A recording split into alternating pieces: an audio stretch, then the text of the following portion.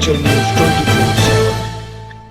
नमस्कार, स्वागत है आपका हिमाचल न्यूज 24/7 और मैं आपके साथ रीना सहोत्रा। दूर दराज के ग्रामीण क्षेत्रों के पुलिस कर्मियों के साथ कंधे से कंधा मिलाकर चलने वाले एसपीओ जब 1998 में सतरुंडी कांड हुआ था तब से भर्ती हैं। उन्होंने बताया कि उन्हें शुरुआत में 1500 रुपये मासिक वेतन पर रखा गया था। उन्हें एसपीओ में भर्ती होने के लिए जो औपचारिकताएं पुलिस कर्मियों के लिए होती हैं वो सब उन्होंने एसपीओ की भर्ती के लिए दी थी। उन्होंने बताया कि उनका वेतन 2006 में 1500 से बढ़ाकर 3000 रुपये मात्र कर दिया था। उन्होंने जम्मू कश्मीर के एसपीओ से अपनी तुलना करते हुए कहा कि 2010 में उनका वेतन बढ़ाकर 18,000 कर दिया और हिमाचल प्रदेश के एसपीओ अभी भी 6,000 रुपये मात्र से अपना जीवन यापन कर रहे हैं। उनका कहना है कि उन्हें तो हिमाचल सरकार द्वारा उन्हें उनकी पहचान यूनिफॉर्म भी नहीं दी गई है। उनका कहना है कि इस महंगाई के युग में मात्र 6,000 से अपने जीवन का निर्वाह करना मुश्किल ही नहीं नामुमकिन है। उन्होंने सरकार से आग्रह किया है कि उनका वेतन बढ़ाकर इतना कर दिया जाए जिससे उनका बाकी का जीवन अच्छे से निर्वाह हो सके। अतः उन्होंने सरकार से ये भी मांग की है कि उन्हें सरकार द्वारा यूनिफॉर्म भी दी जाए जिससे उनकी पहचान हो सके कि हिमाचल सरकार के कर्मचारी हैं। सर ये बाह्य चेक पोस्ट सुगोटी सेक्टर के हार चंबा जैंड के बॉर्डर में स्थित है। यहाँ से बॉर्डर का इलाका करीब 4 किलोमीटर दूर है और हम खलोगलू पर जो हमारी बीट है 20 किलोमीटर यहाँ से अप एंड डाउन, तो वहाँ गश्त के लिए जा रहे हैं। तो मीडिया के लोग यहाँ पे आए, उनका हम बहुत धन्यवाद करते हैं। मीडिया आज पहली बार हमारे यहाँ दूर दराज जो जियोग्राफिकल कंडीशन यहाँ पे बहुत दिक्कत है तो यहाँ पे पहुँची है, तो उसके लिए हम इसका धन्यवाद करते हैं। सिविल में सर हमारे एसपीओज़ हैं, स्पेशल पुलिस अफसर। ये 1998 में जब सतरुंडी कांड हुआ था तब से लेकर भर्ती हैं और पुलिस को लगातार असिस्ट कर रहे हैं। ये हमारे साथ नाकाबंदी में, पेट्रोलिंग में और इंटेलिजेंस कलेक्शन में लगातार हमारे साथ कंधा से कंधा मिलाकर ड्यूटी कर रहे हैं। सर हमारे लिए कार्य ये है कि पुलिस के साथ पेट्रोलिंग, गश्त, नाकाबंदी और सूचना एकत्रित करना। इलाका में जहाँ भी हमें भेजा जाता है इंचार्ज की तरफ से वहाँ जाते हैं। बाकी बताया है कि बीडीसी विलेज डिफेंस कमेटी के भी मेंबरान हैं, उनके साथ भी हमारा संपर्क रहता है। पंचायत के जो अधिकारी हैं उनके साथ भी संपर्क। अजनबी व्यक्ति का आना जाना, सूचना एकत्रित करना, ये हमारी ड्यूटी है। और पुलिस के साथ जहाँ भी गश्त, नाका, पेट्रोलिंग है वहाँ। सर ये तो बहुत ही गंभीर दुख का मामला है। मैं बताऊंगा तो शायद आपको भी अच्छा नहीं लगेगा। मतलब 1998 और 1999 में हमारी भर्ती हुई थी जब सतरुंडी कांड हुआ था। तो उसके बाद 1500 सैलरी पे हमें रखा गया था।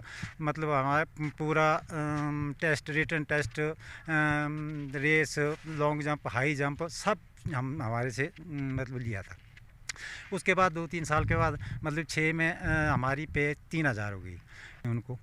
ये अब क्या करें, 50 साल आप 50 के लमसम ही है सब, 45 आप है तो और जो क्या करेंगे। अब मुश्किल हो गई कि मतलब सरकार को भी ये सोचना पड़ेगा।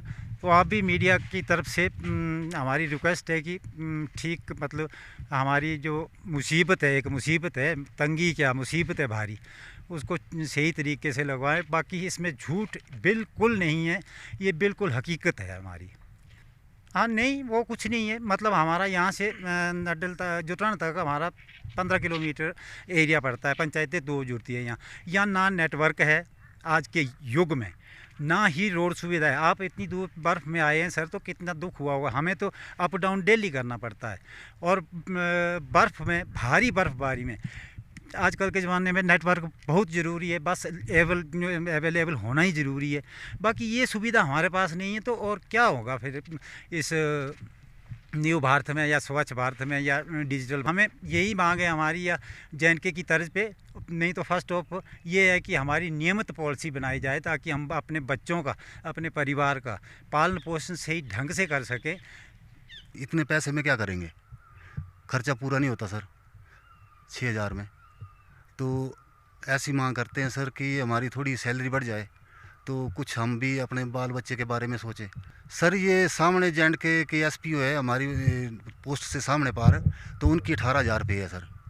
और हमें जो बढ़ाई थी 6,000, 3,000 से 6,000 की थी, उससे आगे तो नहीं बढ़ाई सर। मांग तो ये करते हैं सर कि हमारी तनख्वाह बढ़ जाए तो ठीक है। थोड़े हम बाल बच्चों को पढ़ाएंगे सर। अभी दूसरी नौकरी करने योग्य भी नहीं रहे हम, तो अभी 52-53 साल एज हो गई है, तो और काम भी नहीं कर सकते। कौन देगा हमें और नौकरी। तो कैसे हम अपना गुजारा करेंगे? टाइम हो गया, हमें 23 साल भर्ती हुए हो गए और दिक्कतें तो शुरू से दिक्कतें हैं। कोई सैलरी में बढ़ोतरी नहीं हुई, थोड़ी थोड़ी बढ़ोतरी होती है, उसके बाद बढ़ोतरी नहीं हुई सैलरी में। सब हाँ जी मांग करिए, स्थानीय नेताओं से हमें मांग की है, सीएम वीरभद्र से भी मांग की थी, जयराम से भी मांग की है, किसी ने हमारी आज तक किसी ने नहीं सुनी। भविष्य बिल्कुल अंधकार में, भविष्य कुछ नहीं है। परिवार का बच्चों का भी भविष्य अंधकार में।